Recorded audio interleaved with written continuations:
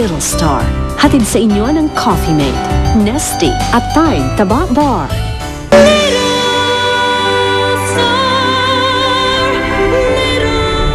Ganun talaga pinalabas mo, ha? Ninakaw yung anak mo?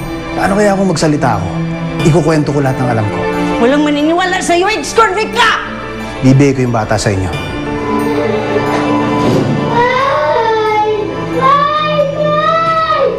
Bakit ka naman pumayag sa kagustuhan ni Lester? Kung kakalabanin natin siya, tayo lang ang masisira. Pag naibigay ko na yung bata kay Cecil, para na rin ako nakaganti kay Helen. Ma, paano kung mahipagkonsyaba lang yun kay Helen? Tapos perahan tayo katulad ng dati. Huwag ka na nga matakot dyan, Gwyneth. Isip ko na yan. Mayroon na akong binabalak na plano para dyan. Anong ginagawa niyo? Abla kasi. Sa'yo mo yung akala ko kambi kita. Traidor! Kakwala!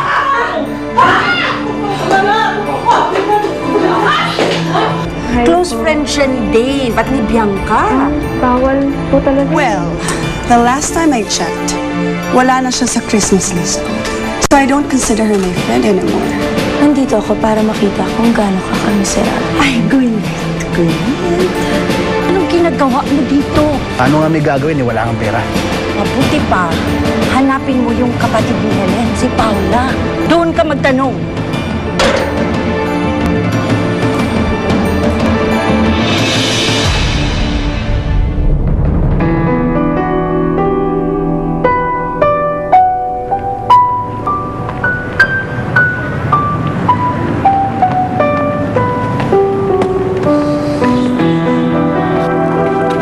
Miss, sandali.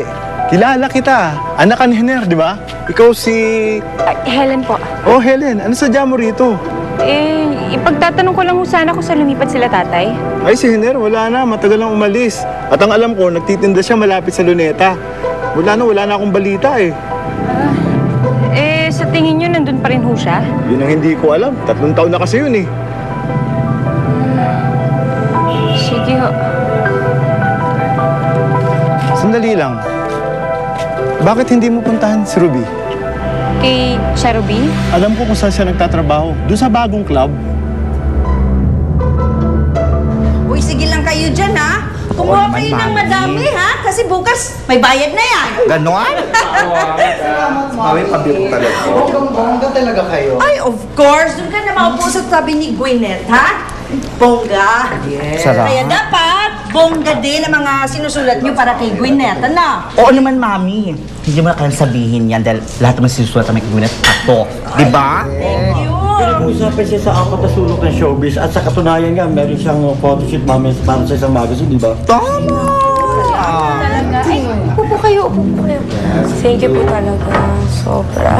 Sa totoo lang, noon medyo nahihirapan kami i-cover ka.